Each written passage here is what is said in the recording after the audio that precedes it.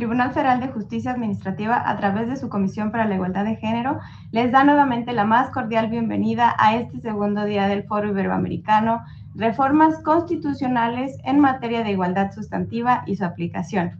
Agradecemos la participación de quienes nos acompañan en la transmisión por Internet y les recordamos que el registro de asistencia es obligatorio para recibir la constancia de participación. El enlace para el registro de su asistencia del día de hoy lo podrán encontrar en el formulario que está disponible en la descripción del video de YouTube. También agradecemos el apoyo de las personas intérpretes de lengua de señas mexicanas, Daniel Maya y Noé Bautista, que nos acompañarán el día de hoy. Pues así damos inicio al panel número 2 de este foro, llamado Experiencias Iberoamericanas en Igualdad Sustantiva, Avances Jurídicos en el Marco de Reformas Constitucionales. Y pues en nombre de la Comisión para la Igualdad de Género de este tribunal, es un honor para mí dar la bienvenida a las personalidades que integran este panel, mujeres juzgadoras y académicas en la materia, referentes en la materia de género y en la región iberoamericana. Con mucho gusto saludo a la ministra Catalina Lagos, integrante del Tribunal Constitucional de Chile. Asimismo, saludo a la magistrada Marta Díaz Villafaña, presidenta de la Cámara Civil y Comercial de la Corte de Apelación del Poder Judicial de República Dominicana. También saludo a la doctora Agustina O'Donnell, vocal del Tribunal Fiscal de la Nación de Argentina. Y por último, saludamos a la doctora Alba Nogueira López, catedrática de Derecho Administrativo de la Universidad de Santiago de Compostela y vocal catedrática de la Junta Electoral Central de España. Muchas gracias. Bueno, antes de ceder el uso de la voz a nuestras expositoras, explico brevemente la dinámica de este panel. Cada panelista contará con una intervención de 15 minutos. Sonará, vamos a levantar la mano cuando queden 5 minutos antes para terminar su intervención. Y también aprovecho para informar a la audiencia que por respeto al tiempo de nuestras panelistas y considerando los diferentes usos horarios, no habrá una sesión de preguntas y respuestas. Sin embargo, les invitamos a señalar en el chat de esta transmisión cualquier pregunta que quieran dirigir a alguna de nuestras panelistas y si ellas así están en esa disposición, se las hacemos llegar para que nos puedan responder sus preguntas, las cuales dejaríamos en el micrositio de la comisión. Asimismo, y ya sin más preámbulo, damos inicio a nuestro panel internacional en el que nuestras expertas compartirán algunas experiencias sobre la manera en que se aplica el principio de igualdad sustantiva en sus respectivos países. Consideramos que ello es de suma importancia en este momento, pues en México nos encontramos en un punto clave para implementar la reforma constitucional de noviembre de 2024, el cual tuvo muchas reformas, pero la que nos ocupa en este momento es la reforma al artículo 4, párrafo primero de nuestra Constitución, conforme a la cual se reconoce de forma expresa la obligación del Estado de garantizar el goce y el ejercicio del derecho a la igualdad sustantiva de las mujeres. Se busca entonces que el derecho y el principio de la igualdad no sea solo una aspiración carente de contenido, sino por el contrario, dotar de esta materialidad de aplicación en el día a día y la realidad de todas las mujeres. En este marco nos proponemos analizar a partir de las experiencias de otros países de la región iberoamericana cómo es que podemos materializar y cómo podemos alcanzar esta igualdad sustantiva que ya está a nivel constitucional. Y bueno, sin más preámbulo, le cedo el uso de la voz a la ministra Catalina Lagos, integrante del Tribunal Constitucional de Chile. Adelante, ministra. Hola, muy buenas tardes a todas y a todos. Primero quería agradecer esta invitación que me extendió la Comisión para la Igualdad de Género del Tribunal Federal de Justicia Administrativa. Es realmente un honor compartir con estas mujeres brillantes que están de copanelistas en este encuentro. Y me parece que es importante celebrar la realización de foros como este en el que reflexionemos en torno a si es importante o no incorporar cláusulas constitucionales con perspectiva de género que nos permitan avanzar hacia la igualdad sustantiva. Yo les voy a hablar un poco de la experiencia chilena, particularmente comentar 3 reformas constitucionales que han intentado avanzar en la consecución de la igualdad entre hombres y mujeres, y particularmente me voy a enfocar más bien en tratar de dar ciertas luces respecto de algo que ha causado mucho interés a nivel regional, que tiene que ver con los procesos constituyentes que se llevaron a cabo en nuestro país en los últimos años y que no vieron la luz finalmente porque se rechazaron las propuestas constitucionales, y ahí les voy a comentar un poquitito cómo fue el diseño de los procesos desde la perspectiva de la democracia paritaria, que creo que es algo que, como voy a anunciar al final, tuvo un cierto impacto, o esperamos que tenga un cierto impacto a nivel constitucional. La siguiente, por favor.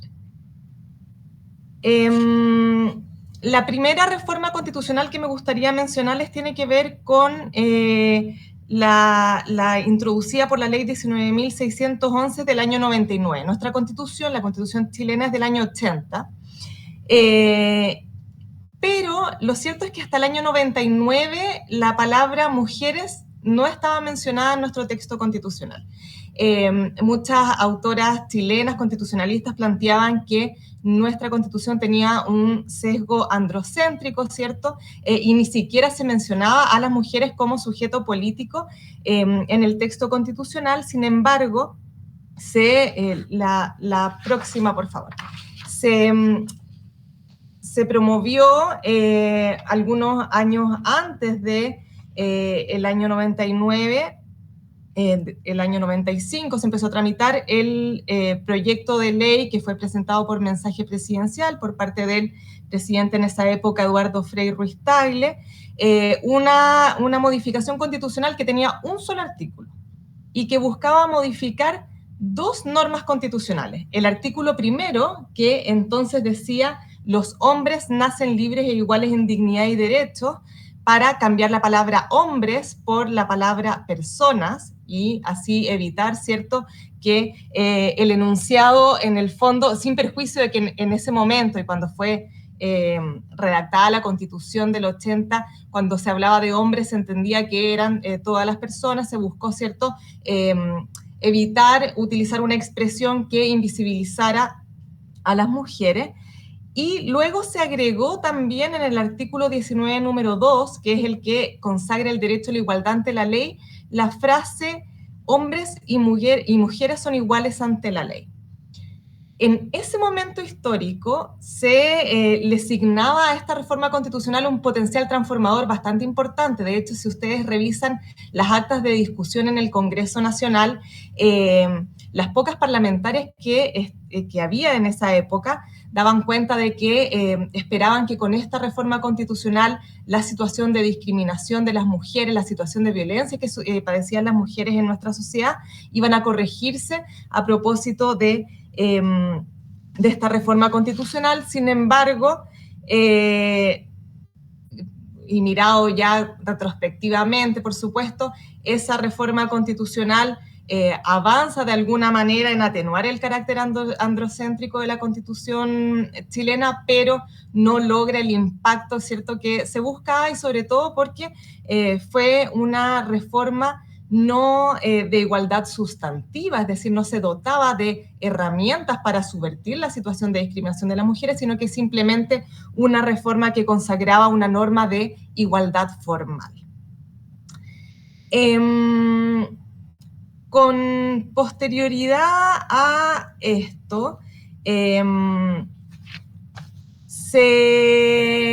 muchos años después, ya el año 2019, ¿cierto?, se generan una serie de movilizaciones sociales en nuestro país, y en ese contexto y estas movilizaciones sociales tenían como un trasfondo demandas por una nueva constitución, entre otra serie de demandas que cuestionaban, ¿cierto?, el orden constitucional vigente, la imposibilidad de hacer cambios sustantivos a nivel social en el ordenamiento jurídico, y se da pie a un primer proceso constituyente. Y este primer proceso constituyente,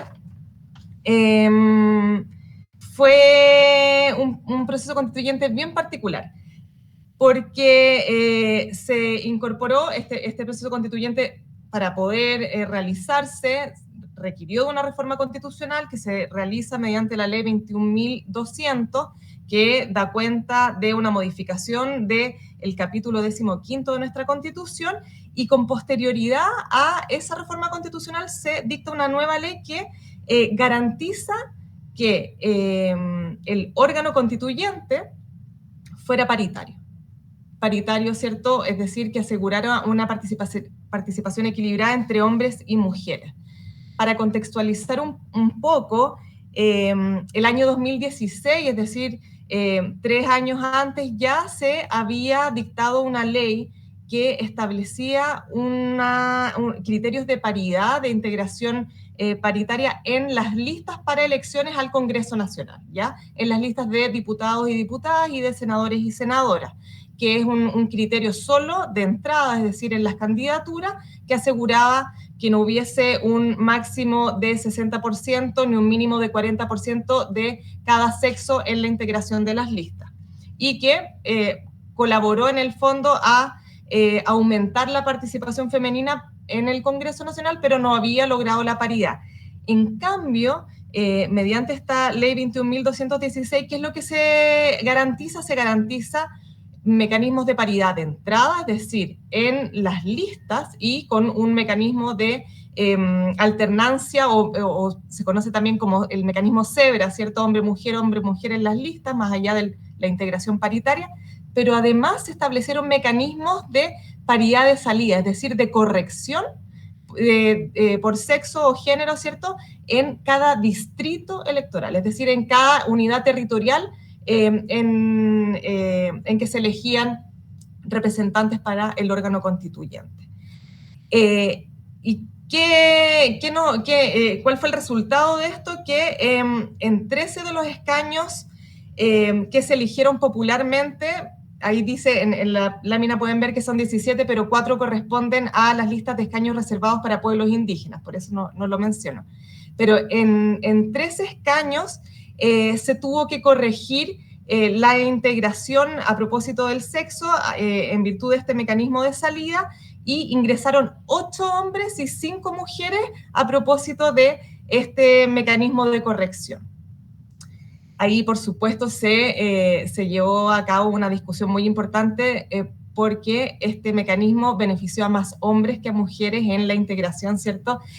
Por sexo, y es una discusión que además tuvo un correlato luego en el funcionamiento del órgano constituyente y en las normas que se establecieron en la propuesta constitucional de ese primer proceso constituyente, en el sentido de, bueno, ¿y la paridad es un piso o un techo para la participación de las mujeres?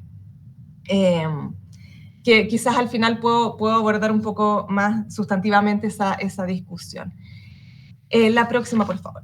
Luego se realizó este proceso constituyente, se propuso al pueblo chileno una propuesta de nueva constitución, y esa propuesta de nueva constitución fue rechazada a través de un referéndum, de un plebiscito, y a propósito de eso se inició un segundo proceso constituyente, entendiendo que la comunidad política da cuenta de que no se había, ¿cierto?, solucionado esta discusión constituyente. Se habilitó un segundo proceso que fue distinto, pero que mantuvo los criterios de paridad. Se entendió que, si bien tenía que hacerse un nuevo proceso constituyente con una distinta estructura orgánica, se crearon de hecho 2 órganos que participaron en la elaboración de ese nuevo proyecto de constitución. La paridad de género en la integración de los órganos constituyentes era un requisito.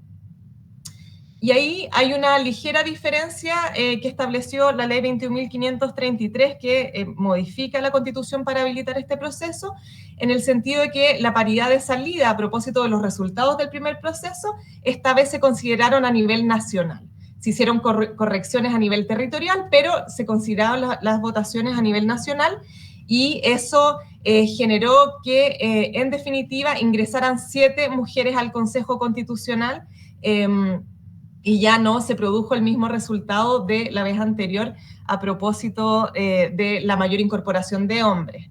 ¿Qué nos quiere decir esto, en el fondo? ¿Cuál es la conclusión? De que los mecanismos de corrección que se utilicen para efectos de asegurar la participación igualitaria de hombres y mujeres en los órganos de integración colectiva, ¿cierto? Y de elección popular, son relevantes. ¿Cuál es el mecanismo que diseñamos para hacer en definitiva la corrección? Tienen un impacto, ¿cierto?, determinado dependiendo de cómo se piensen, se diseñen, si es a nivel territorial, si es a nivel nacional, en fin. La próxima, por favor. Aquí tienen una visión más o menos de cómo fue la integración. La Convención Constitucional del año 2021, que es la del primer proceso constituyente, tenía 154 integrantes, 77 de los cuales eran mujeres, que equivale al 50%. Luego, el segundo proceso constituyente se compuso de 2 órganos, la comisión experta, que me tocó integrarla en ese momento, que eran expertos constitucionales designados por la Cámara de Diputados y el Senado. Eran 24 personas, 12 mujeres, es decir, el 50% eran mujeres. Y luego el diseño integraba el Consejo Constitucional, que es un órgano de elección popular, integrado por 51 personas, de las cuales 25 eran mujeres, es decir, un 49%. La siguiente, por favor. En términos sustantivos, el primer proceso constituyente propuso una constitución que incorporaba cláusulas con perspectiva de género en términos orgánicos, es decir, que aseguraban la participación de las mujeres en los distintos órganos del Estado de manera paritaria, y no solamente de las mujeres, sino que también habían referencias ahí a las diversidades y disidencias sexuales con mandatos al legislador para asegurar su participación también en los distintos órganos del Estado, y una serie de normas y cláusulas sustantivas que aseguraban la igualdad, derecho de las mujeres a una vida libre de violencia, también, por supuesto, incorporación de cláusulas relevantes en materia del derecho a la igualdad y la incorporación de mecanismos para asegurar la igualdad sustantiva. Y en el segundo proceso constituyente, y ahí vamos a la próxima lámina, por favor, el resultado fue distinto, y la incorporación de la perspectiva de género fue bastante más tímida. De hecho, en la propuesta definitiva, solamente la participación de las mujeres daba cuenta de un mandato a la ley de asegurar un acceso equilibrado a las candidaturas de mujeres, es decir, retrocedía incluso lo que establece nuestra propia Constitución actualmente a propósito de las reformas constitucionales que habilitaron los procesos constituyentes, y tímidas referencias y la mantención, ¿cierto?, a esta reforma que se introdujo el año 99 en la Constitución vigente, que es hombres y mujeres son iguales ante la ley, además de una referencia en la regulación de los partidos políticos que se derivaba al legislador también contemplar mecanismos para asegurar la igualdad, la participación equilibrada entre hombres y mujeres, que es una cuestión que hoy día ya existe en nuestra ley orgánica constitucional de partidos políticos. Es decir, ya tenemos una norma que asegura, de hecho, de manera más robusta la participación equilibrada de hombres y mujeres en los partidos políticos. Actualmente, ¿qué es lo que se está debatiendo? El presidente de la República acaba de anunciar que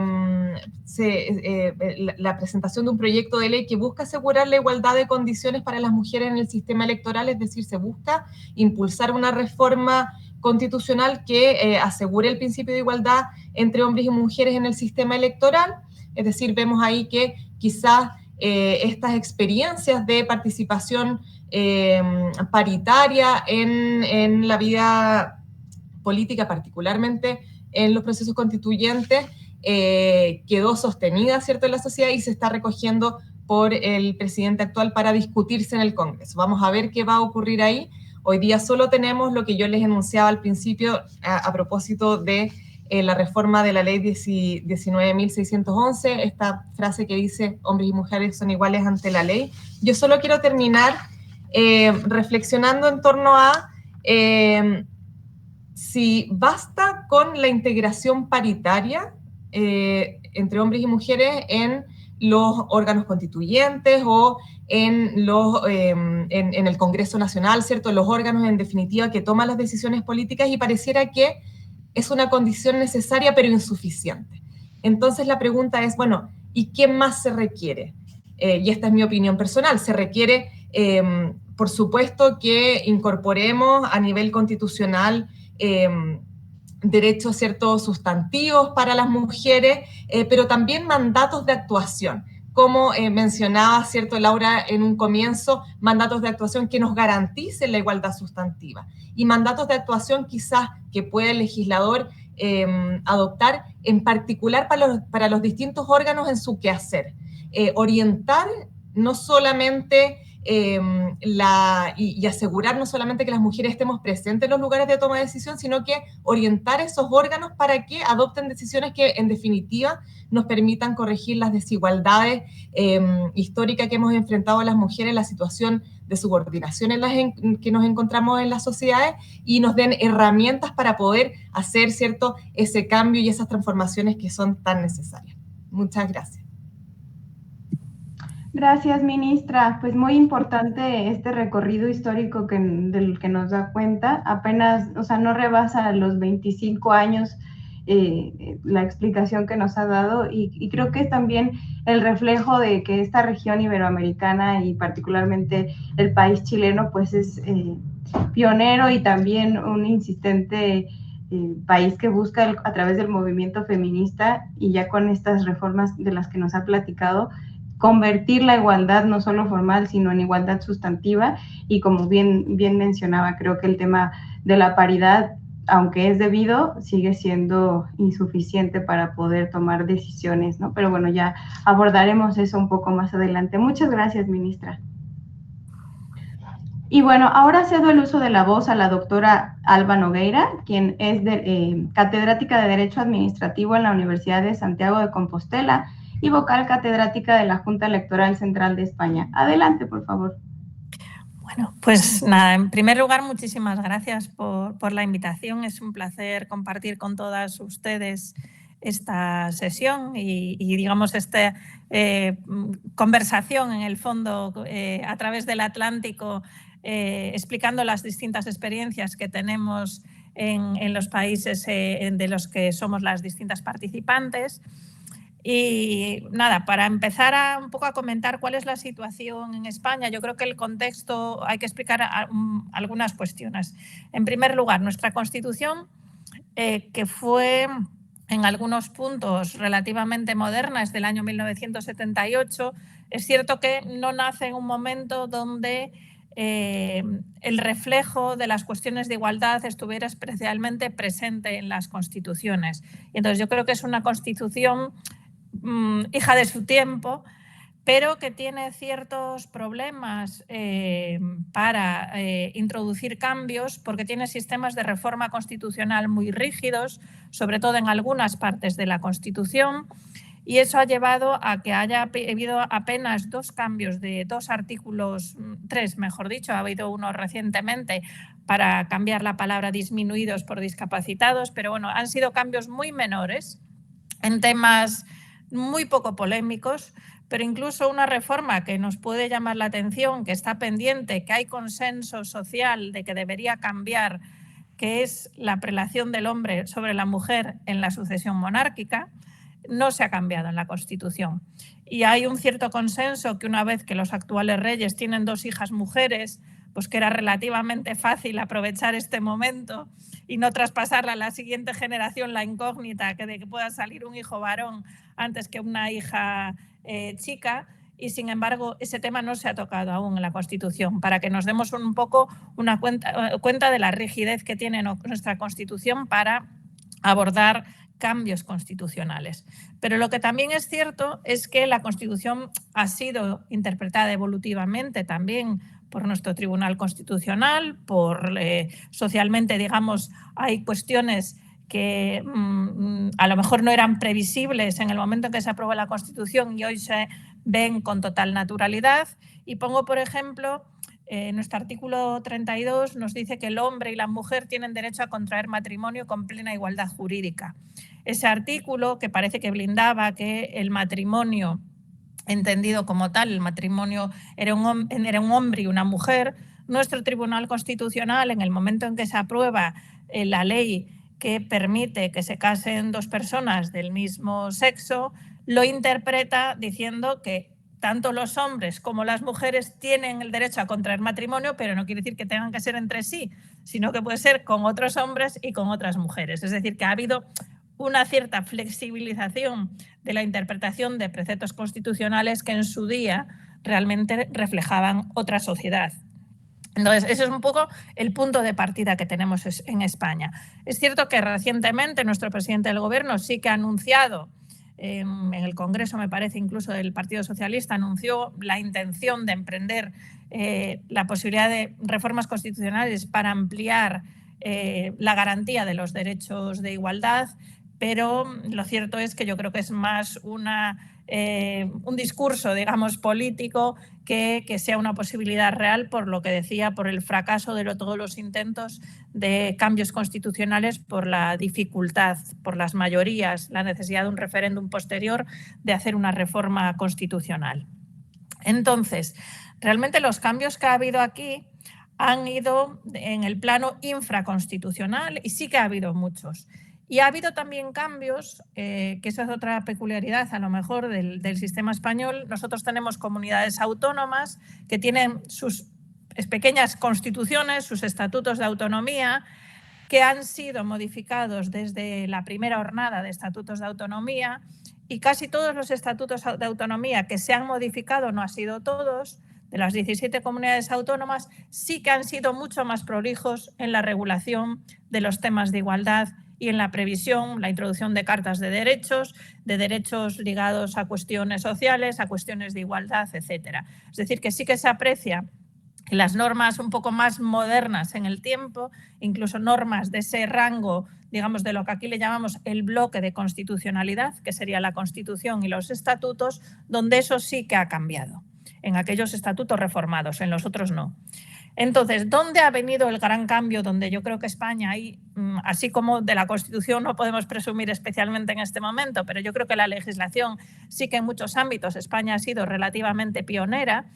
El gran cambio se produce con una ley orgánica, una ley que regula derechos fundamentales, la Ley 3/2007, es decir, una ley que ya tiene casi 20 años, durante el mandato del presidente Zapatero, del presidente del Partido Socialista, que es la Ley de Igualdad Efectiva de Hombres y Mujeres.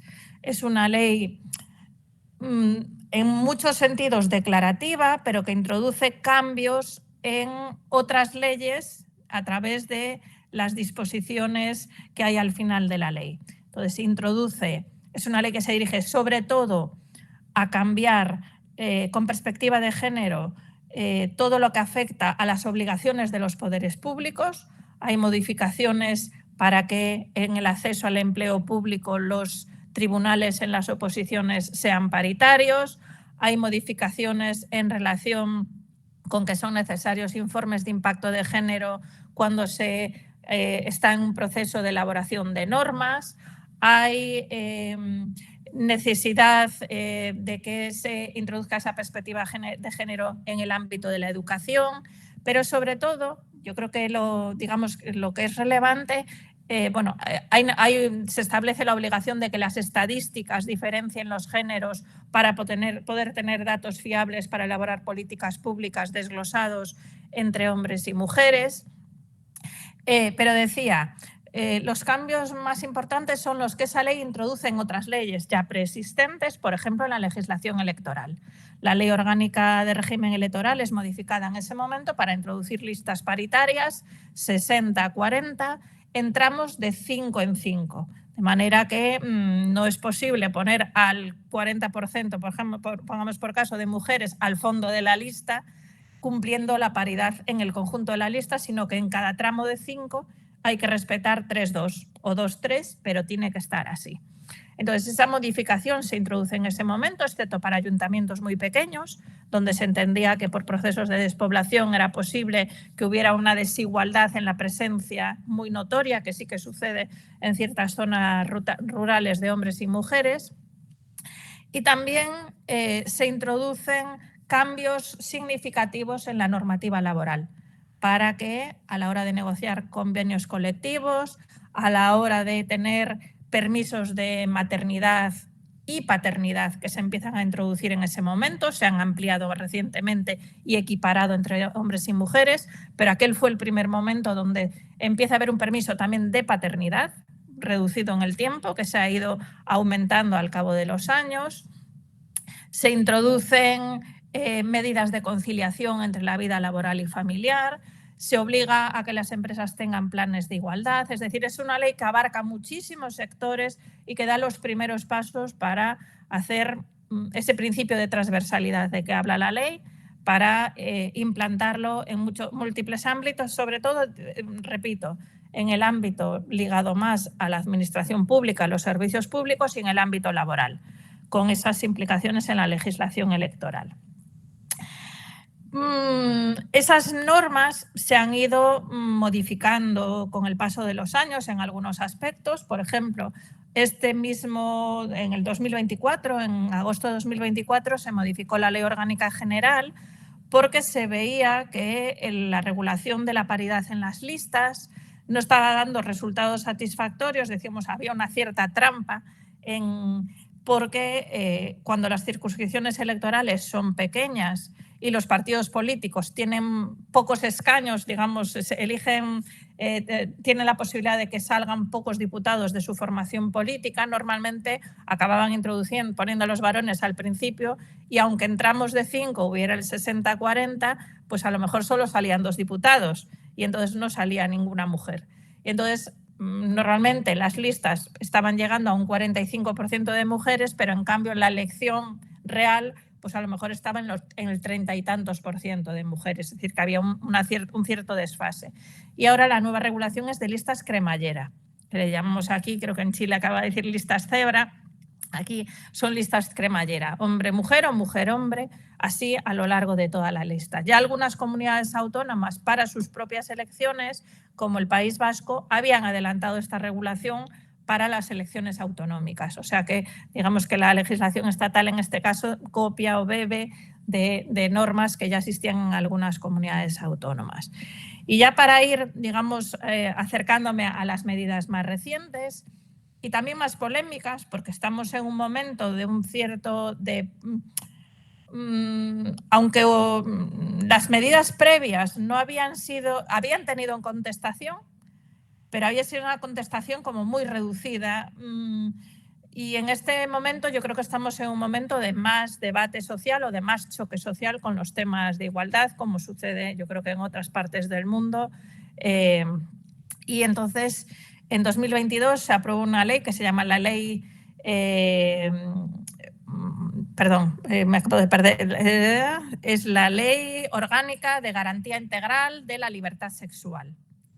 Es una ley que busca regular las cuestiones de violencia de género de forma, digamos, más completa o más integral. Tiene toda una serie de medidas de prevención, de acompañamiento a las víctimas, de formación en perspectiva de género para todos aquellos que intervienen en procesos, tanto la policía como los juzgados, etcétera.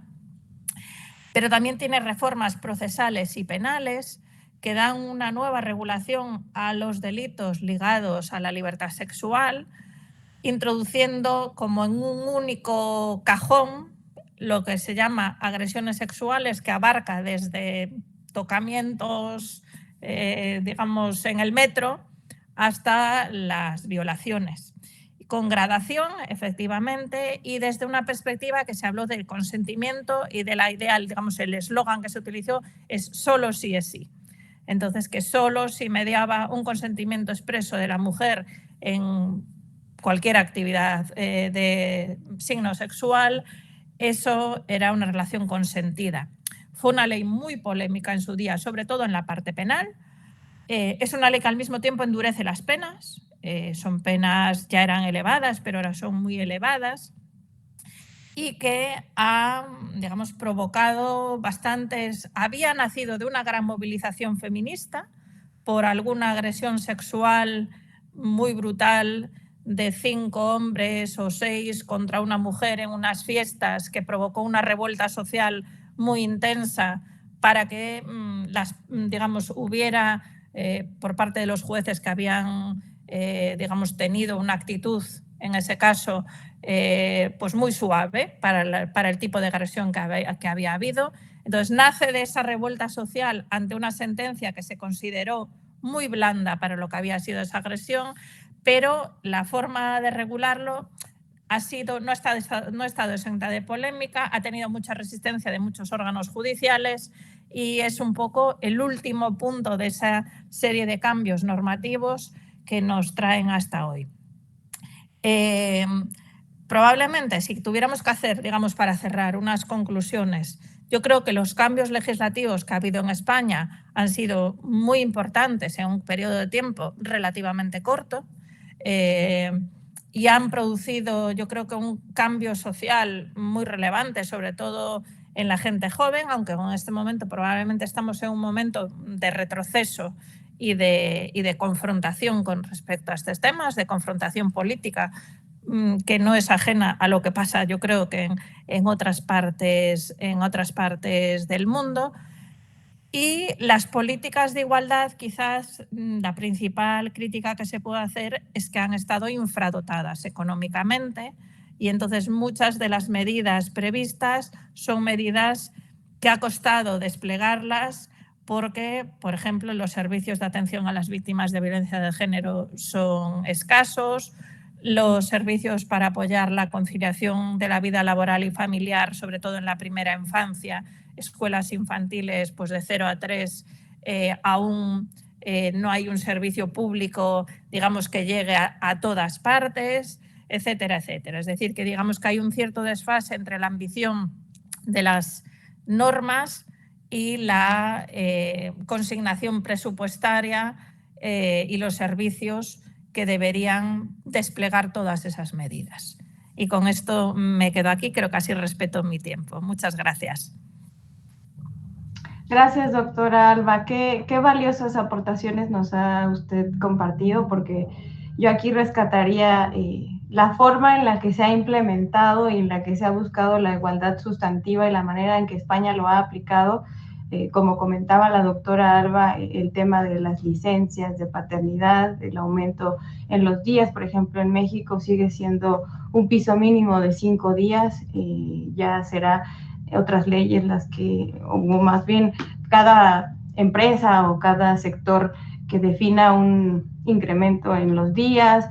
Y otro punto elemental que nos ha compartido la doctora Alba es el tema presupuestario, ¿no? La forma en la que se destinan los recursos, que desde luego deben de tener una perspectiva de género a través de la distribución de los recursos. Y pues para eso también cedo el uso de la voz a la doctora Agustina O'Donnell, que es experta en estos temas, vocal del Tribunal Fiscal de la Nación de Argentina. Muchas gracias, doctora.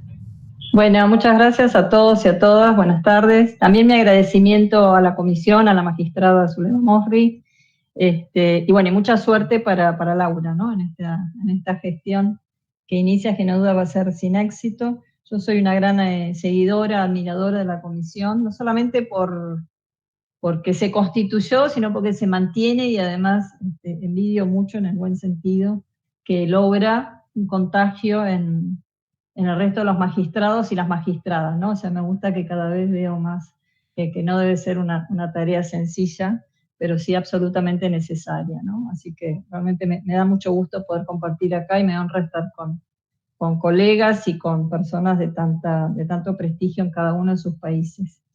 Yo contarles un poco de Argentina. En Argentina hubo una gran reforma constitucional. Nosotros no tenemos, yo siempre que voy a México, la otra vez me dijeron que iban, creo que por la reforma 250, puede ser, es decir, reforman su constitución con bastante más facilidad en un punto. En Argentina tenemos 2 reformas constitucionales, la última fue en el año 94, pero acá en lo que nosotros me interesa destacar es que es en esa reforma en el que se producen 2 hitos muy importantes. Uno, se constitucionalizan los tratados de derechos humanos, es decir, a los tratados se les da un rango superior al de la ley, ¿no? Y esos tratados, entre esos tratados, estaba, por supuesto, la CEDAW, y estaba la Convención de los Derechos del Niño, y si seguimos hablando de vulnerabilidad, estaban también lo de las personas con discapacidad y las personas de adultos mayores, ¿no? Las personas viejas. Entonces eso ya fue un gran un gran avance hacia esta igualdad sustantiva. Y lo otro que se hace en esa reforma constitucional es incorporar a las acciones positivas, ¿no? Que son precisamente, o de discriminación positiva, también se les llama, que son un poco la herramienta, ¿no? Que permite hacer esta suerte de búsqueda de la igualdad sustancial, o sea, la igualdad real, la que no esté solamente escrita, por más que esté escrita en los tratados de mayor jerarquía de cada uno de los países, ¿no? Los instrumentos, se incorpora y expresamente la Constitución Nacional, y quiero acá también señalar, como decía la doctora Nogueira, esto también se dio a nivel regional, es decir, nuestras provincias también tienen constituciones, la mayoría hablan de las mujeres y de los derechos de la igualdad de las mujeres, y en algunos casos superan, por supuesto, esta Constitución del año 94, sobre todo las que han sido dictadas con posterioridad, así que también hay que destacarlas, porque no es solo la Constitución Nacional. Entonces, yo digo que es un gran hito porque es un poco en esa reforma que se rompe con esta falsa idea, que yo me imagino que acá todos vamos a compartir. Escuchaba además ayer las exposiciones de quienes se expusieron ayer. Se rompe esta idea falsa de la neutralidad, ¿no? Esto de que las leyes, empezando por la Constitución, y después las leyes dictadas en su consecuencia son neutrales al género, ¿no? Y no son neutrales en general a muchos factores, ¿no? Que tienen que ver con la vulnerabilidad, ¿no? Entonces eso creo que es un primer punto, porque es lo que permite después, y por eso lo destaco en la introducción, es lo que me parece que permite después dictar, sancionar esas medidas que persiguen la igualdad sustantiva, que son un poco medidas discriminatorias hacia una finalidad correcta, buscada, ¿no? Pero, es decir, si se da un beneficio a las mujeres o para la contratación de mujeres, ¿no? Bueno, claramente eso busca un propósito, busca fomentar una conducta que es la que se quiere corregir. A veces desalentar una conducta también, ¿no? Pero son medidas que son realmente el herramental que tiene cada uno de los estados para poner en práctica esa igualdad sustantiva. Eso por un lado. Y después en Argentina yo quiero destacar que todo lo que ha sido la conquista o el avance o la incorporación de derechos, y me refiero a lo de las mujeres, pero no quiero dejar de hablar también de las personas con discapacidad, y bueno, de eso que nuestra Corte Suprema denomina poblaciones vulnerables que requieren una especial tutela, ha venido muy de la mano del Poder Judicial. La verdad que en estos años han sido los jueces y juezas de la Corte Suprema, pero también de los tribunales inferiores, los que han ido interpretando, ¿no? Esas cláusulas constitucionales, han ido interpretando operativamente los tratados, es decir, sin esperar a que una ley los reglamente, los han puesto en práctica, y ha sido el Poder Judicial el que ha ido avanzando, ¿no? Sobre esos derechos, que muchos de ellos luego se reconocieron en leyes, ¿no? En Argentina fue la Corte la que reconoció el derecho a la no punibilidad del aborto, ¿no? Del aborto por violación, al casamiento entre personas del mismo sexo, todo lo cual después se plasmó en leyes de orden público y vigentes para toda la nación, que están aún vigentes también, ¿no? Fue la Corte la que en el año 86 reconoció el derecho a contraer nupcias nuevamente, ¿no? El divorcio. Nosotros hasta el 86 no teníamos divorcio. En Argentina hasta el año 68, esto creo que se da un poco en la región, ¿no? A mí a veces me gustaría ver si hay algún trabajo hecho en el tema o empezar a hacer, ¿no? Que tiene más que ver con la legislación civil de la región, ¿no? En Argentina hasta el año 68 las mujeres eran personas incapaces, las personas casadas, perdón, las mujeres casadas eran incapaces relativas, es decir, eran como menores para hacer determinados actos, como fijar el domicilio, pero también actos patrimoniales, tenían que pedir autorización a su marido, ¿no? Entonces yo soy hija de esa mujer, ¿no? Yo soy hija de una mujer que fue incapaz cuando era una mujer joven, ¿no? Y bueno, y eso condiciona mucho y nos refleja mucho en la sociedad y nos hace valorar mucho de estos avances que les digo, de cuando en un tribunal se interpretan, ¿no? Las disposiciones acorde al momento actual, en cada momento en que se falla, ¿no? Nuestra Corte Suprema ha dicho en un precedente de hace pocos años, del deber que tenemos todos, y le habla a los jueces, ¿no? Le habla fundamentalmente a los tribunales, de erradicar los patrones socioculturales que colocan a la mujer en un lugar de subordinación. y concebir a la familia como un deber de las dos partes, y esto lo dice en materia laboral, lo dice en diferentes materias, y lo recuerda todo el tiempo de los jueces de fallar desde ese punto de vista, ¿no? En un montón de materias. Así que bueno, yo quiero destacar en ese sentido el rol del Poder Judicial, inclusive hoy. Nosotros, por ejemplo, desde el Poder Judicial, o sea, desde las sentencias, ¿no? Se habla hoy de lo que se llama un índice de crianza. En Argentina esto está todo medido estadísticamente, ¿no? Hay una enorme morosidad en lo que es el pago de la cuota alimentaria, ¿no? O sea, la pensión alimentaria. Y hay mucha conflictividad, digamos, hay muchos juicios de mujeres, en general el prototipo del juicio es la mujer ama de casa, que queda a cargo, ¿no?, del cuidado de los chicos, el padre proveedor o el marido proveedor, el esposo proveedor, que es el quien genera ingresos, por esto de los patrones típicos, que van cambiando, pero siguen siendo patrones muy comunes. Entonces, por ejemplo, ahora actualmente en la justicia, por un lado se habla de un índice de crianza que es como un monto, es como lo que cuesta criar a un chico de determinada edad, es una tabla, ¿no? Entonces lo que busca es que en las sentencias no se reconozca menos de ese importe, ¿no? Lo que cuesta criar a un hijo de determinada edad por los gastos de alimentación, vivienda, recreación. Y eso ha sido un enorme avance en estos juicios, y la verdad que nació del propio Poder Judicial, ¿no? Para un poco colaborar con esas mujeres que tenían este nivel de conflictividad y de dispersión, ¿no?, en los juicios. Lo mismo, hoy hay para mí es lindo, un lindo proceso de reconocer y de valorar en estos mismos procesos de divorcio las tareas no remuneradas que han ejercido estas mujeres, ¿no?, a veces profesionales o no, pero que han sido las que se han quedado cuidando y las que no han salido a generar ingresos.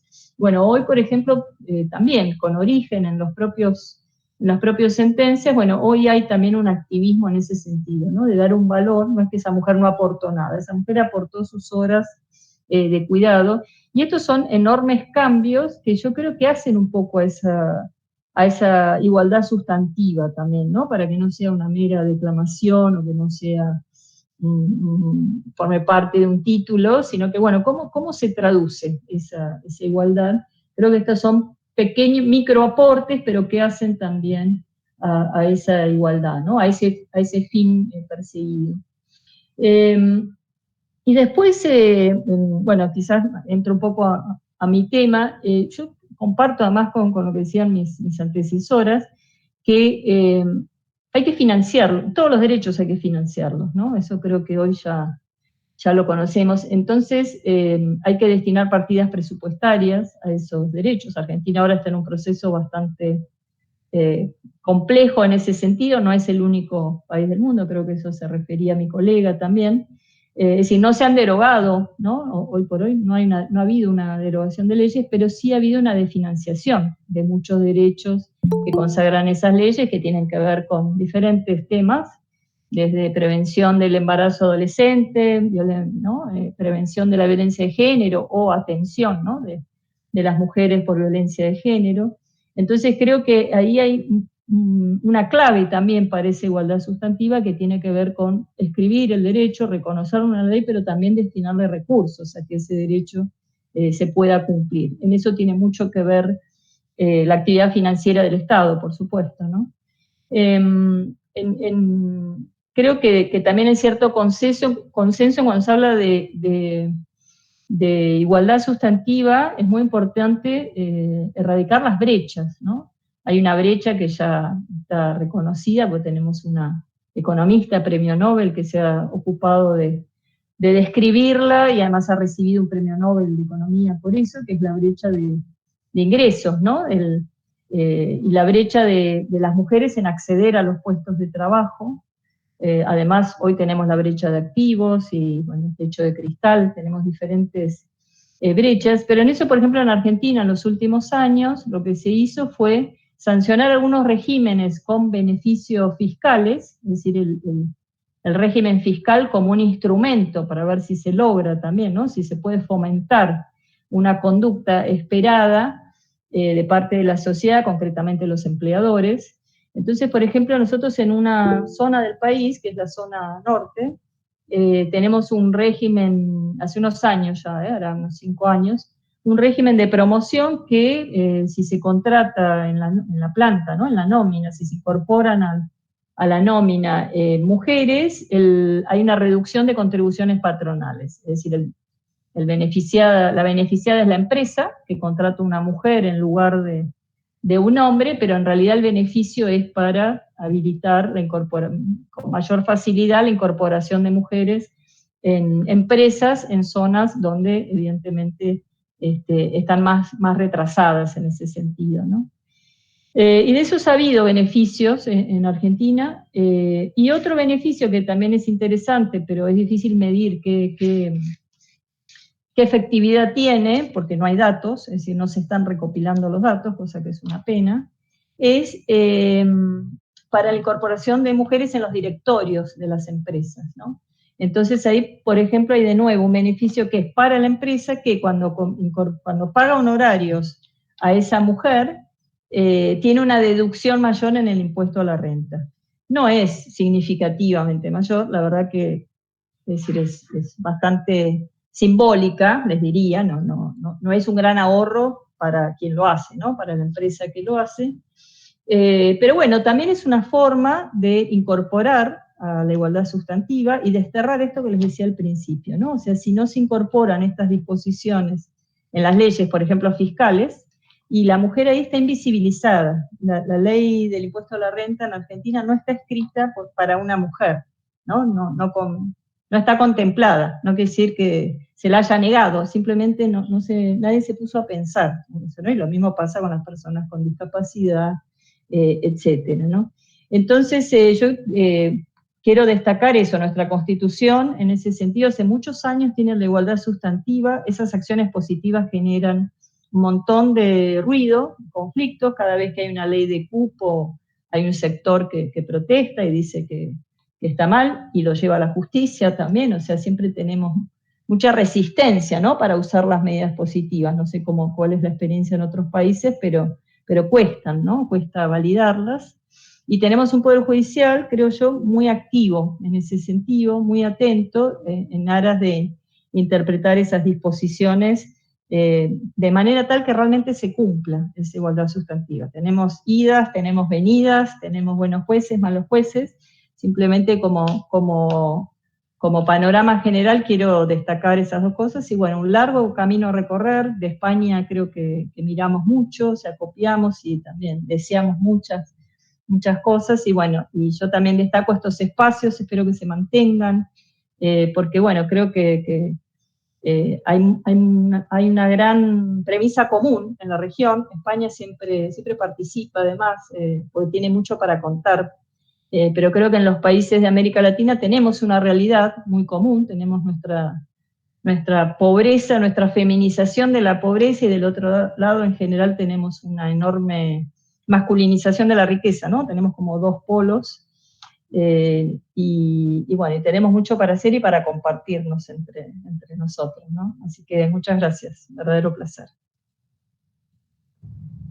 Gracias, doctora Agustina, qué valioso también lo que nos comparte. México igualmente tiene mucho trabajo judicial en torno a la forma en la que se deberían, o bajo el marco constitucional, deberían interpretar las normas. Entonces creo que ahora es un reto el tema de que garantizar este derecho a la igualdad sustantiva, cómo va a operar, ¿no? Y pues insistir también en lo que comentaba, el presupuesto y la política fiscal con perspectiva de género es una necesidad y es un punto que no se ha agotado. Le agradecemos mucho, doctora Agustina. Y bueno, ahora cedo el uso de la palabra a la magistrada Marta Díaz. Ella es presidenta de la Cámara Civil y Comercial de la Corte de Apelación del Poder Judicial de República Dominicana. Bienvenida, magistrada. Gracias, muchísimas gracias. Y reitero el agradecimiento, al igual que las personas que me han antecedido, por la invitación. Y también agradezco la oportunidad de poder socializar y compartir sobre temas tan neurálgicos, tan claves. Escuchándolas a cada uno de ustedes, me decía algo que que siempre he pensado que la vida es igual en todas partes y los sistemas jurídicos muchas veces también comparten semejanzas. Y eso lo vamos a ver también en esta socialización. Fíjense, yo vivo en República Dominicana, soy de República Dominicana, un país que el poeta nacional Pedro Mir describió como ese país colocado en el mismo trayecto del sol, en ese archipiélago bañado de azúcar y de alcohol. Y entonces mi país, República Dominicana, en el tema que hoy nos han convocado, tiene algunas particularidades. Y lo primero que voy a decir es que también comparto algunos de los aspectos. Bueno, teníamos una presentación, no sé si la van a colocar. Entonces, algunos de los aspectos que han sido abordados en la tarde de hoy. ¿Por qué? Porque fíjense, nosotros, lo primero que quiero decir es que nosotros hemos tenido varias reformas constitucionales. Ahora bien, en nosotros ha sucedido un fenómeno muy semejante a lo que nos planteaba nuestra antecesora, igual que en Argentina, igual que Agustina. Decía cómo desde los poderes judiciales se han, vamos a decir así, enarbolado, han venido las iniciativas de cambio. Y por eso, lo primero que voy a comentarle, a compartir, es que nosotros tenemos una constitución, si miramos el siglo pasado, tenemos una constitución del año 1994, que lo único que hacía era el reconocimiento de una igualdad formal. Ahora bien, es para el año 2010 que tenemos entonces lo que nosotros denominamos, lo que se denomina una constitución como norma. Y antes del año 2010, yo quiero traer algunos antecedentes que son importantes para esta conversación. Y lo primero que me voy a ubicar es en el año 2000. En el año 2000, cuando hace 25 años, desde el Poder Judicial de República Dominicana, específicamente la Suprema Corte de Justicia, se emite una decisión muy relevante en cuanto a lo que implica garantizar la igualdad de la mujer. Y hablo de la Suprema Corte de Justicia porque para ese año no había Tribunal Constitucional. Nuestro Tribunal Constitucional inicia en el año 2000, por la Constitución del año 2010 y es ya designado los jueces en el año 2011. Entonces, ¿qué sucede con esa sentencia tan relevante del 22 de noviembre del año 2000? Fíjense, nosotros tenemos un código civil que es el Código Civil Napoleónico. Y en ese Código Civil teníamos un artículo, que es el artículo 1463. ¿Y qué nos decía a nosotros ese artículo? Pues ese artículo nos decía que la mujer, para tener derecho, para poder demandar en partición de bienes, una vez disuelto el vínculo matrimonial, tenía un plazo de 3 meses y 40 días. 3 meses y 40 días para acudir a la Secretaría del Tribunal que dictó la sentencia y explicar que se levantara en un acta que aceptaba la comunidad. ¿Qué sucede entonces? Esa reglamentación no existía para el hombre. Entonces, en reconocimiento de ese principio de igualdad formal que hasta ese momento estaba en esa constitución del año 1994 que les he indicado, entonces la Suprema Corte de Justicia, actuando como sala constitucional, es entonces que extirpa del ordenamiento jurídico lo que es el artículo 1463 del Código Civil. Entonces, antes de la Constitución del 2010, yo quiero destacar esa decisión. ¿Por qué? Por la protección de los derechos de la mujer que implica la misma. O sea, ¿cuántas mujeres no quedaban desprotegidas por el hecho del desconocimiento de la disposición normativa y sobre todo en el estado que quedaba de decir, yo tengo que ir a decir que acepto la comunidad? Entonces, luego de eso, ya sí llegamos al año 2010. En el año 2010, nosotros ya en República Dominicana tenemos lo que es la Constitución como norma. Y me voy a detener en un artículo, que es el artículo 55, ordinal 5. En ese artículo se habla de ¿qué? Del nuevo concepto de familia. Y lo voy a decir así, de ese nuevo concepto de familia que está conformado por esas personas, por esas dos personas, y Ese artículo es relevante, 55.5 de la Constitución, porque ahí nos dice que no solo por el hecho de que estén unidos por un vínculo matrimonial, sino también que reconoce por primera vez la Constitución las uniones consensuales, las uniones de hecho. Ahora, ¿qué sucede? Para llegar a ese artículo 55 de la actual Constitución, pasamos nosotros por algunas decisiones emblemáticas, porque realmente, nuevamente, desde el Poder Judicial, es que se toman decisiones emblemáticas que sirven como fuente material. ¿Para qué? Para tener este artículo 55. Y es importante destacar cómo desde el año 2001 sucede que, bueno, la Suprema Corte de Justicia decide y reconoce por primera vez el derecho de la persona que está unida consensualmente, le reconoce el derecho a demandar en daños y perjuicios. Fíjense que nuestro reconocimiento en materia de unión consensual comenzó con el reconocer ese derecho de la pareja de demandar en daños y perjuicios.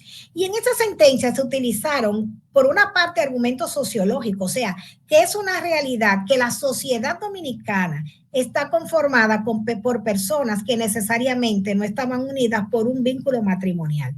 Y además de esa escuela sociológica del derecho, se tomaron en cuenta argumentos mediante ejemplo, argumentos de autoridad, argumentos del derecho comparado de cómo otras legislaciones ya habían reconocido desde hacía tiempo la unión consensual. Y entonces, ¿qué sucede? Primero, el reconocimiento se basó exclusivamente para los casos de reparación en daños y perjuicios por la muerte de la pareja consensual. Y fue evolucionando a la jurisprudencia y después se dijo, no, del hecho de reconocer a esa pareja consensual vamos a dar un paso hacia adelante. Y dimos un paso hacia adelante, por ejemplo, en el reconocimiento de esas uniones consensuales, de también poder demandar en partición. Primero, como sociedad de hecho. Segundo, como relación consensual en sí.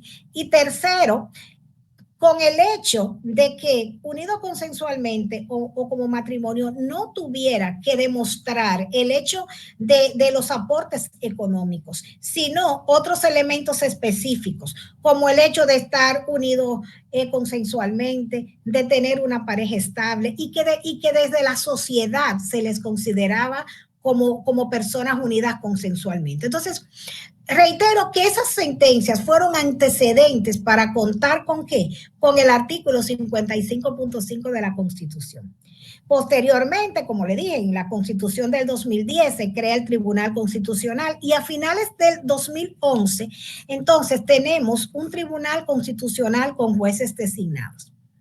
Esto es muy relevante porque ya desde el Tribunal Constitucional se han realizado múltiples enmiendas jurídicas, enmiendas que el legislador no había realizado, no obstante los reclamos. Y voy a comenzar con una de estas, que es una sentencia del año 2012, la famosa sentencia reconocida aquí como la sentencia de las Fuerzas Armadas.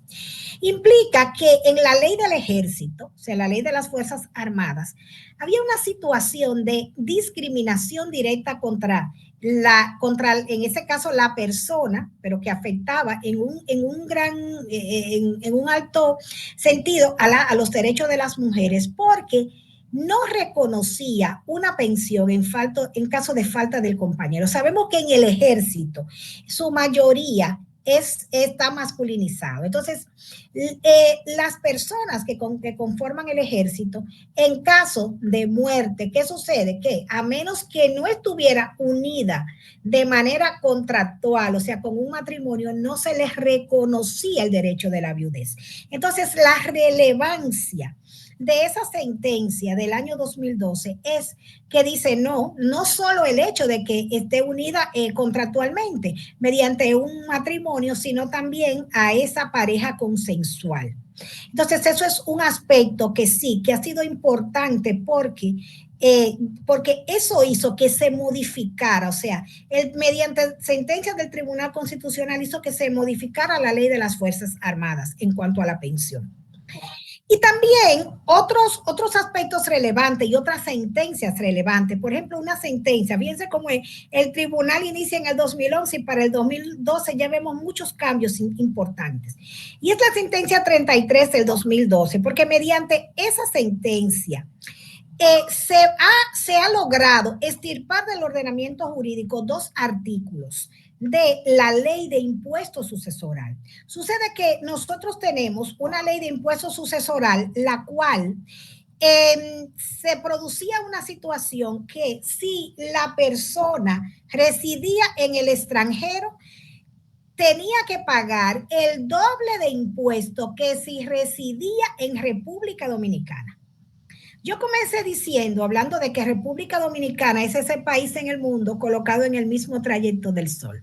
Nosotros tenemos una situación migratoria delicada y una situación migratoria delicada, en este caso sobre todo con Estados Unidos. Entonces, ¿qué sucede? Muchos dominicanos van a Estados Unidos a trabajar. Entonces, la persona radicada, o sea, en el extranjero porque hacen residencia, muchas veces hacen ciudadanía. Entonces tenían que pagar el doble de impuesto sucesoral que a una persona que viviera en territorio dominicano. Entonces, mediante esa sentencia fue tomada esa decisión. Otro aspecto importante y 2 sentencias con las que son las últimas 2 sentencias de análisis, lo constituye la sentencia 70-2015. Y vuelvo a referirme a igualdad, derecho de familia, porque nosotros tenemos una ley de divorcio que también data desde el año 1937. Y en esa ley de divorcio, nosotros tenemos artículos, un artículo que específicamente en el artículo 35 establecía una discriminación directa.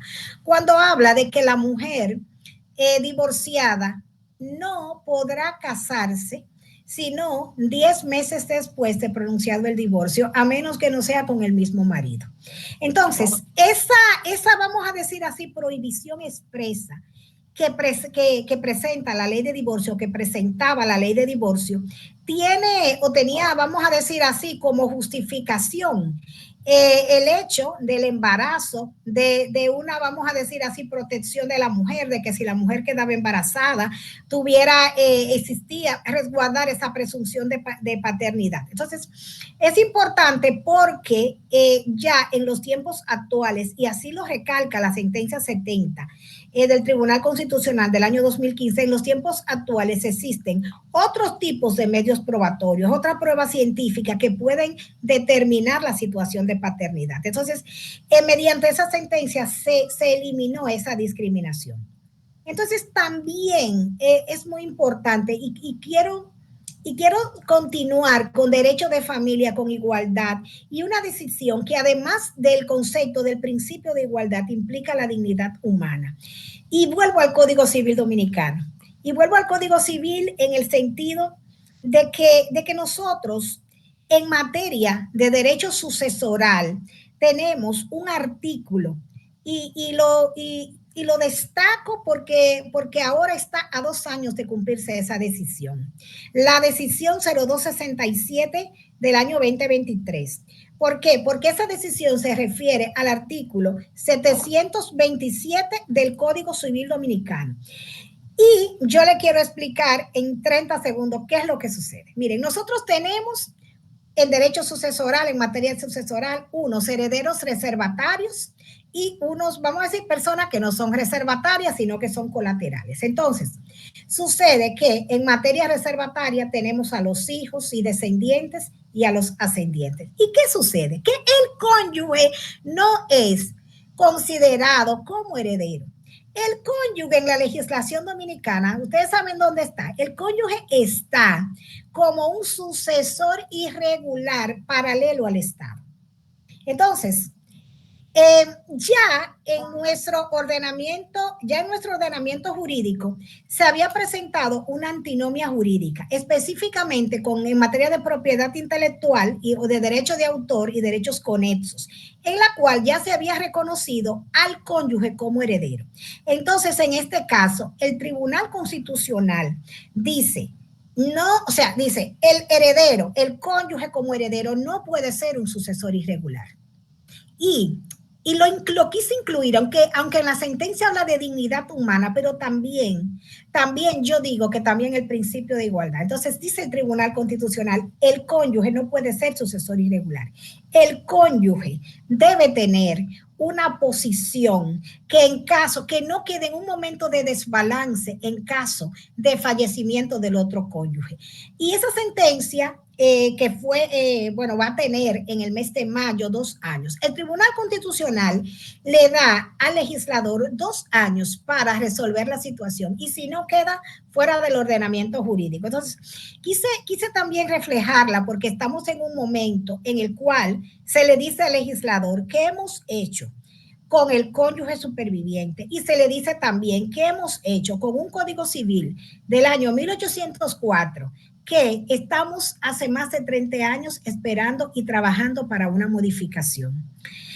Yo comencé diciendo que al escuchar a las personas que me anteceden, yo decía y confirmaba que la vida puede tener muchos elementos conexos. O sea, en los distintos países habitamos personas que tenemos situaciones, necesidades, esa pirámide de Maslow, pero también que puede ser que tengamos situaciones jurídicas a las cuales prestarle atención, situaciones jurídicas que implican que tenemos que ver no solo las reglas, no solo los principios, y ver cómo desde las instituciones se constituyen esas fuentes materiales que impliquen que podamos materializar las fuentes formales. Muchísimas gracias. Yo agradecida. Agradecidas nosotras, magistrada Marta, su intervención también muy valiosa, destacando el trabajo judicial que se ha hecho en República Dominicana y también un tema que me parece muy importante y que pienso que poco se menciona en los foros es la necesidad de tener un derecho multidisciplinario, ¿no? Platicaba usted acerca de la sociología y las ciencias sociales, cómo deben de confluir en la toma de decisiones, así que me parece elemental que se retomen estos debates y que podamos platicarlos. También mencionaba usted un caso de las Fuerzas Armadas. Aquí en el Tribunal Federal de Justicia Administrativa se llevan a cabo concursos de sentencias anuales en la materia y recientemente en el concurso del año pasado se reconoce a una de estas sentencias que trata precisamente sobre las Fuerzas Armadas y era el reconocimiento de una pensión por viudez por el concubinato que requería que el militar fallecido, previo a su fallecimiento, reconociera a la persona con quien tenía una unión familiar, en este caso de concubinato, ¿no? Sin esa declaratoria, la ley de las Fuerzas Armadas no reconoce el concubinato y bueno, ese caso se vio aquí en el tribunal, en la ponencia de la magistrada Gladys Calderón y se resuelve que justamente que es inconstitucional esa parte por impedir el reconocimiento de la unión familiar, de hecho, ¿no? Entonces, pues sí, la importancia del trabajo legislativo está presente. Y bueno, ya por último, le cedería el uso de la palabra a la magistrada Novoa Moreno, quien es integrante del Consejo Superior de la Judicatura de Colombia y presidenta de la Comisión Nacional de Género de la Rama Judicial. Bienvenida, magistrada.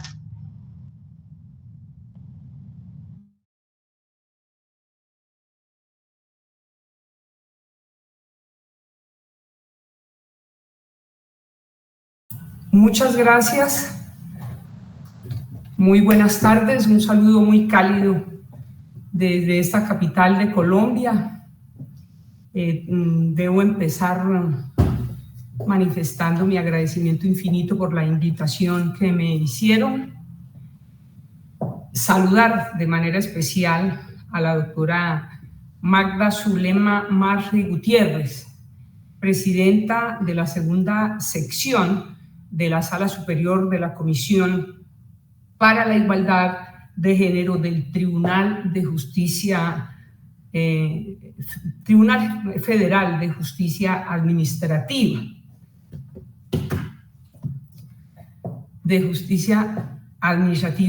de la hermana República de México.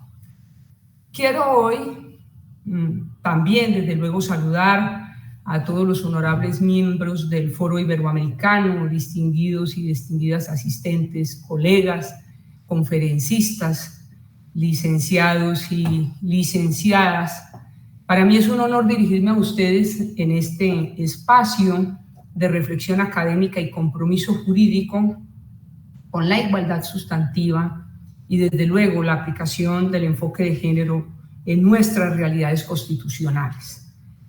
Las palabras tienen peso, son lanza y escudo, jaula y llave. En su Historia de la locura en la época clásica, Michel Foucault nos recuerda que el lenguaje no solo describe el mundo, sino que también lo construye, lo limita y lo determina. En el campo de la igualdad de género, esta verdad se hace cada vez más evidente.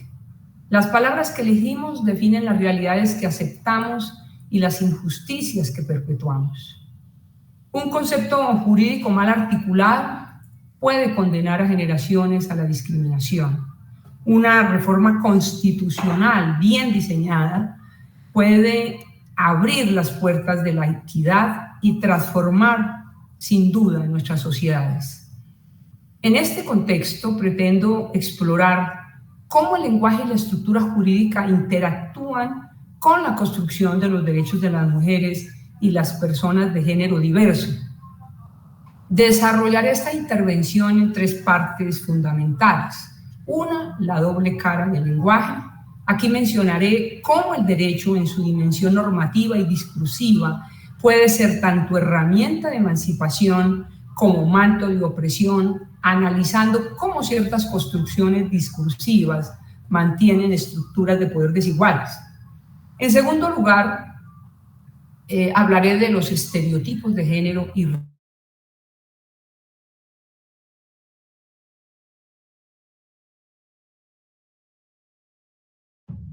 me parece que tuvo la magistrada fallas técnicas, pero bueno, esperaremos unos momentos y sirve este espacio para ir recopilando todas las intervenciones de nuestras panelistas expertas.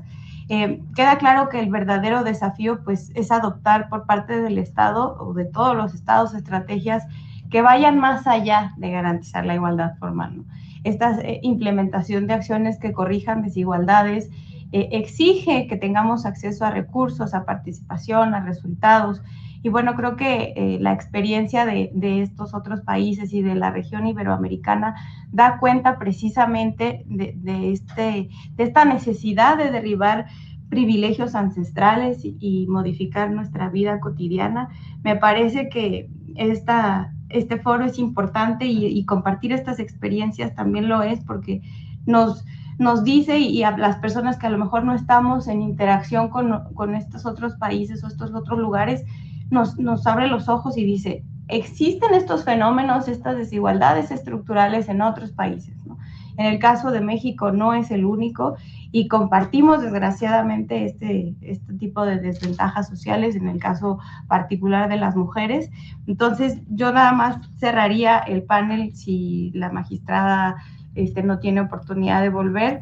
Ya volví. Ya volvió. Una falla de conectividad, estos son los problemas de la tecnología, no es perfecta, pero aquí estoy. Recapitulo un poquito en que la justicia no adopta una perspectiva de género, si no adopta una perspectiva de género, no es justicia, y es una ilusión normativa que perpetúa las iniquidades. Y decíamos también que el anhelo de sociedades equitativas nos exige asumir con seriedad, con rigurosidad, el impacto de las reformas constitucionales en la garantía efectiva de derechos para todas las personas sin distinción alguna. Así damos inicio a esta reflexión convencidos de que el derecho no es solo una estructura de normas, sino es un campo de lucha en el que la dignidad y la igualdad deben prevalecer con la convicción de que la justicia es una obra en construcción y que las palabras con que la esculpimos determinarán el porvenir de nuestras sociedades. Frente a esta primera parte, a la que me voy a referir, que es la doble cara del lenguaje, quiero significar que somos esencialmente seres comunicacionales. Por medio del lenguaje expresamos nuestras ideas, puntos de vista, interrogantes y emociones. Y es a través de que consolidamos acuerdos y cimentamos estructuras sociales que en el mejor de los casos propician comunidades más justas e influyentes. Y uno de los acuerdos fundamentales en el caso colombiano, precisamente nuestra Constitución Política de 1991, concebida como un pacto, como un contrato social basado en la dignidad humana, la igualdad y el pluralismo. No obstante, el lenguaje tiene una doble cara. Así como puede ser un vehículo de reconocimiento y emancipación, también puede convertirse en una herramienta de exclusión y violencia. Y precisamente el filósofo Pierre Bourdieu sostiene que el lenguaje es un instrumento de poder, una práctica social que puede consolidar o desafiar las jerarquías existentes. Y en este sentido, la violencia simbólica ejercida a través del lenguaje no solo hiere y menoscaba la dignidad de las personas, sino que también refuerza estructuras de opresión históricas. ¿Por qué en vez de usar el lenguaje para recomponer el tejido social y dignificar la vida personal y colectiva, ejercemos violencia por medio de él? En buena parte, esto se debe a la presencia de prejuicios y estereotipos de clase, de raza, de género, etnia y otros factores que moldean la percepción y el trato hacia ciertos grupos sociales. Estos prejuicios y estereotipos tienen una raíz histórica, forman parte de una herencia colonial, racial, clasista y ancestralmente patriarcal que ha configurado sesgos de toda índole. Se reproducen en todos los ámbitos de la vida cotidiana, incluso sin percibirlo, en la familia, en la escuela, el trabajo, en la calle, de manera particularmente grave en la administración de justicia. Y en este contexto, el lenguaje jurídico juega un papel fundamental. El derecho, al ser un sistema basado en el lenguaje, puede reforzar desigualdades o, por el contrario, ser un motor de cambio. Y un claro ejemplo de ello es el uso del término crimen pasional.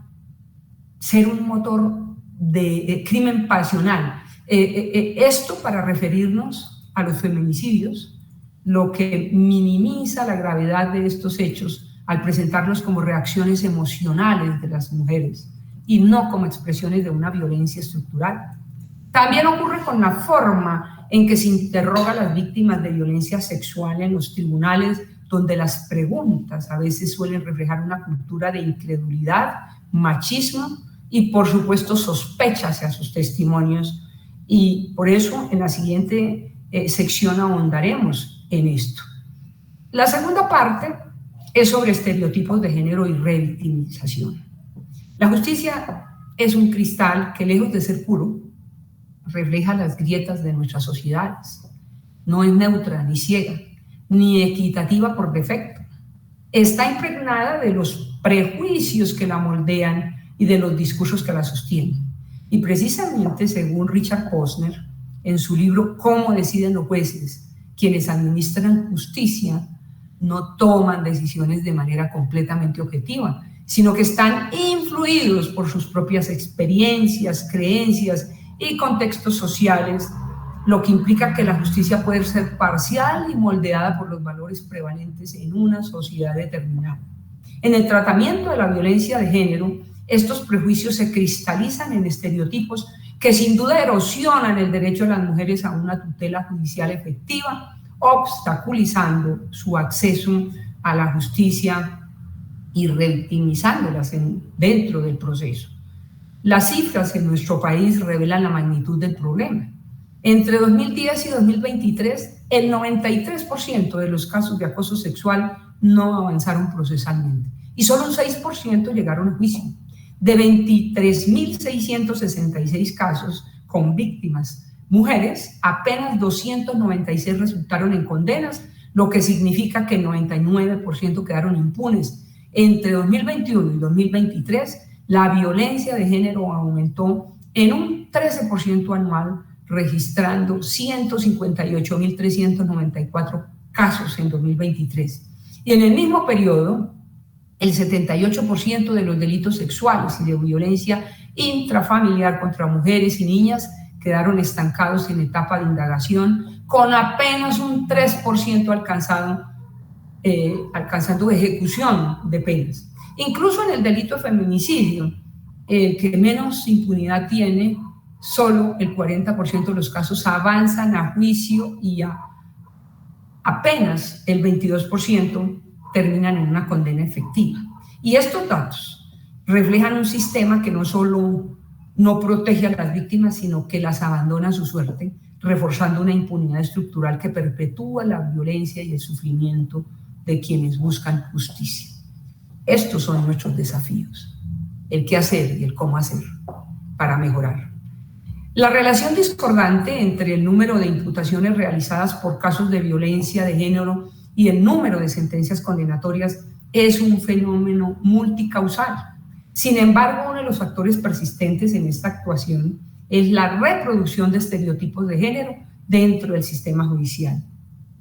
Estas construcciones culturales no solo distorsionan la imparcialidad judicial, sino que también configuran una violencia institucional estructural, pues convierten a las denunciantes en objeto de duda sistemática, de escrutinio innecesario y de juicios que poco tienen que ver con el hecho delictivo y mucho en su identidad, su comportamiento y su historia laboral, incluso su vestimenta.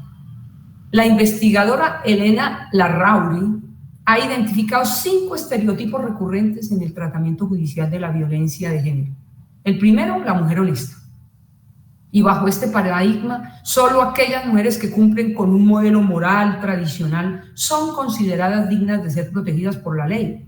Las víctimas son sometidas a un escudriñamiento de su pasado, de su vida privada, de su vestimenta, de sus relaciones personales, en un intento de determinar si merecen o no justicia. El segundo es la mujer mendaz. Este estereotipo asume que las mujeres exageran o inventan sus denuncias, especialmente en los casos de violencia sexual. Se les exige un nivel de prueba desproporcionado, como si la ausencia de testigos o de lesiones físicas eximiera al agresor de responsabilidad. El tercero, la mujer instrumental. Se les atribuye la intención de manipular el sistema de justicia para obtener beneficios personales. Este prejuicio refuerza la idea de que las denuncias son armas de venganza y no reclamos de justicia. El cuarto es la mujer corresponsable. La violencia se percibe como un asunto privado, un problema de pareja en el que ambas partes comparten la culpa. Y este racionamiento minimiza la asimetría de poder y desde luego diluye la responsabilidad del agresor. Y el quinto y último es la mujer fabuladora. Se descalifica el testimonio de las víctimas bajo la idea de que sus denuncias son fruto de la exageración o de la inestabilidad emocional. Se refuerza así la oposición entre una mujer irracional y un hombre racional. Estos discursos no son inicuos, reproducen una narrativa en la que las víctimas deben demostrar su inocencia antes de que se les conceda el derecho a la justicia. Constituyen formas de violencia institucional que obstaculizan el acceso a una protección efectiva y perpetúan la impunidad. La lucha contra la revictimización no se agota en la formulación de leyes, sino en la transformación de la cultura judicial, y precisamente aquí cobra un valor importantísimo la capacitación, la formación de los operadores de justicia, es decir, de los jueces y juezas, y precisamente en la ruptura definitiva con un sistema que al dudar de las víctimas las condena nuevamente. De ahí la gran importancia, vuelvo y digo, de la capacitación, como decía Mandela. Es la manera de ganar todas las batallas, todas las guerras, con la educación. Desmontar estos prejuicios es una tarea urgente y creo que es el reto de todas las escuelas judiciales, de todos los sistemas democráticos que nos jactemos de ello.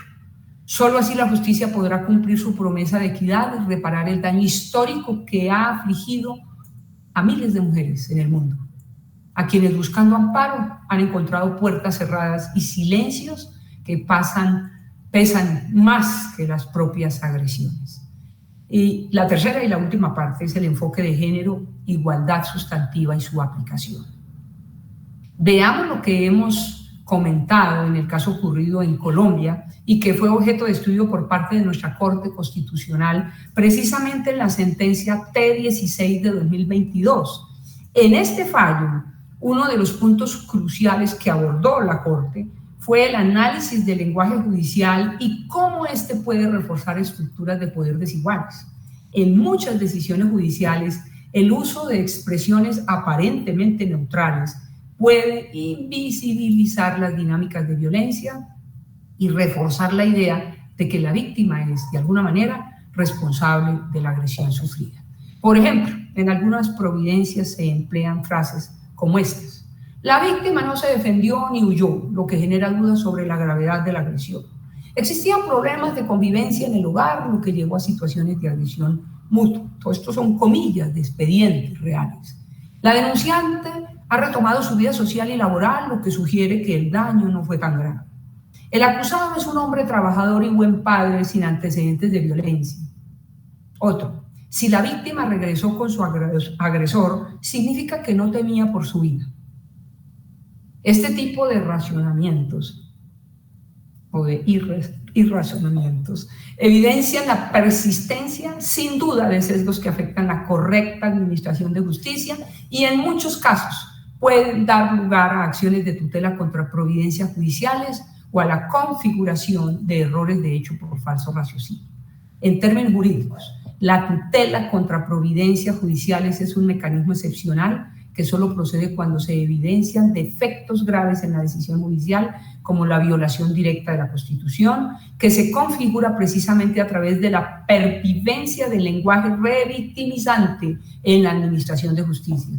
Por su parte, ya en el ámbito penal, la no valoración de la prueba con enfoque de género da paso a un error de hecho por falso raciocinio demandable en casación ante las altas cortes, en este caso la Corte Suprema de Justicia. En todo caso, el problema del lenguaje jurídico es más que una cuestión de técnica procesal.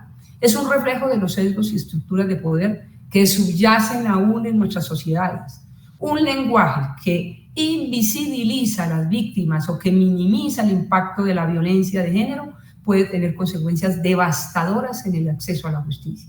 La ausencia de un enfoque de género en la argumentación judicial puede llevar a decisiones que perpetúan la impunidad y refuerzan patrones de desigualdad.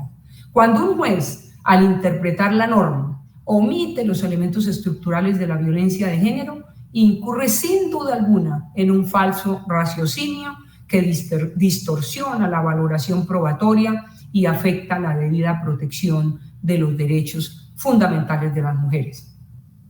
Las reformas constitucionales en materia de igualdad sustantiva deben responder a una realidad concreta. La discriminación de género no es una abstracción teórica, sino un fenómeno estructural que se manifiesta en todos los ámbitos de la vida social, incluyendo el sistema judicial.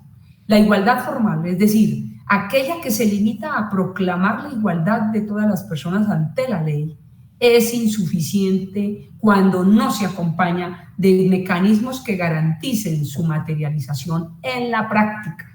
Y para lograr una verdadera igualdad sustantiva, las reformas constitucionales deben, sin duda alguna, adoptar un enfoque interseccional que tenga en cuenta las distintas formas de discriminación que afectan a las mujeres según su condición social, económica, racial o cultural. La aplicación del enfoque de género en el ámbito judicial no debe ser una opción discrecional del operador de justicia, sino un mandato constitucional ineludible, vinculante. Y en este sentido, las reformas deben fortalecer varias dimensiones, como el reconocimiento de la violencia de género como una manifestación de desigualdad estructural. Y esto implica que los jueces no solo analicen los casos de manera individual, que los sitúen dentro de un contexto más amplio de opresión sistemática. En otras palabras, no basta con examinar si un acto de violencia ocurrió o no. Es necesario considerar cómo los patrones socioculturales han permitido su persistencia y qué medidas pueden tomarse para erradicarlos. Otro es el enfoque interseccional en la justicia.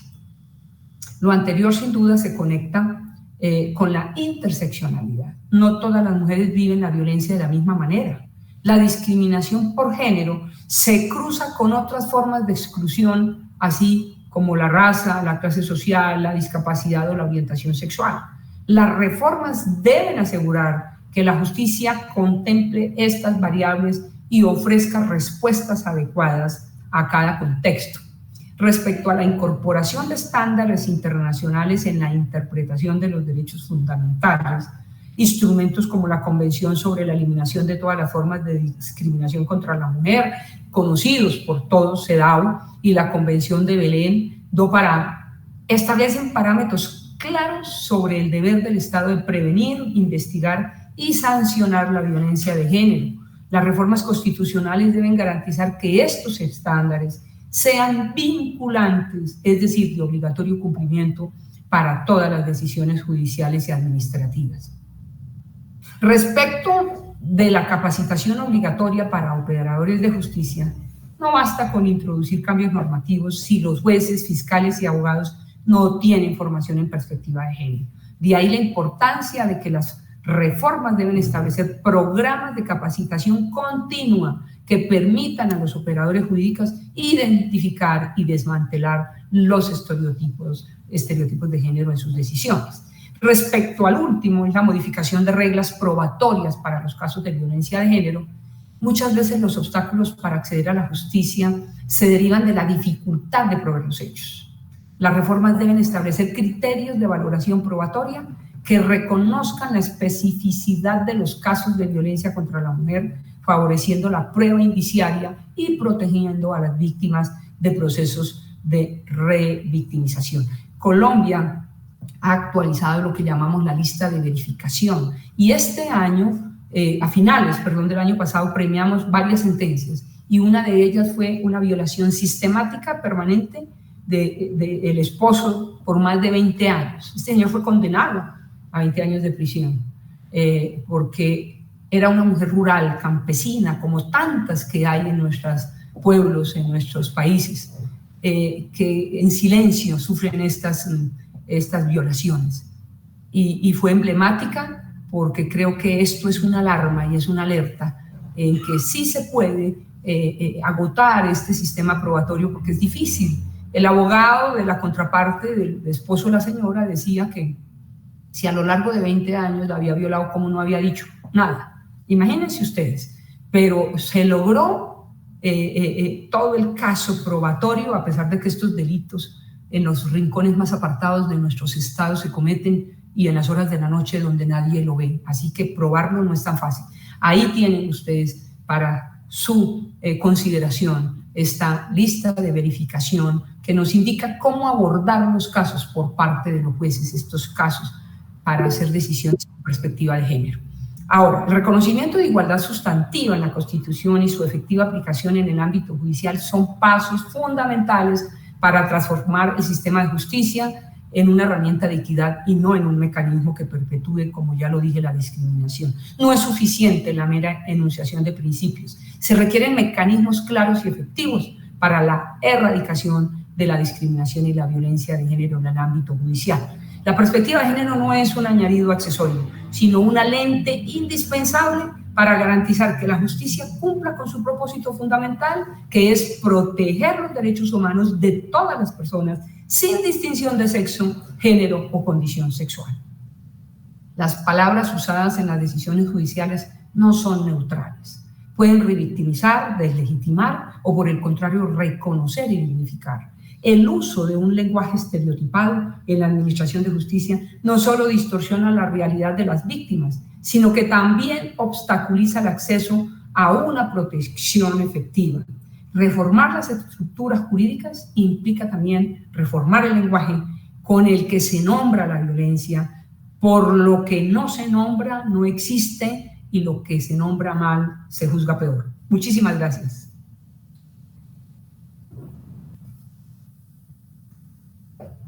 Muchas gracias, magistrada Noboa. ¿Qué cifras tan detonadoras desde allá de Colombia y qué punto tan elemental nos acaba de compartir el lenguaje?